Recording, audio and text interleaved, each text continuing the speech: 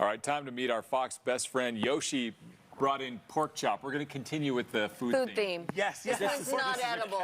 This is a cat inside a kennel. It's a cat. You know, Hugo asked if it was a little pig. Yeah. I was like, that's a fitting name for pork chop.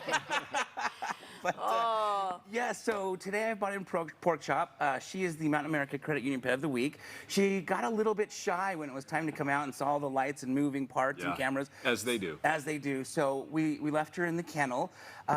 What we do know about her is she's an owner surrender, and she has a condition called luxating patella, where that means her kneecap pops out.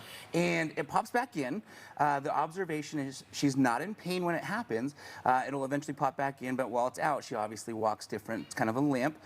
But the reason I share that is because we're looking for a family who's going to do a really good job of monitoring her weight, because that's going to be critical with this condition, not making sure she gets too heavy. Because she's not going to be running around as much, obviously. Yes, exactly, exactly. So when this happens, though, does the owner have to take her to the vet, or it just pops in by itself, or what? Yeah, great question. So I asked that too, because I wasn't sure, and I'm told it just will pop back in eventually. Okay. Just happens. It just happens, yeah. All right.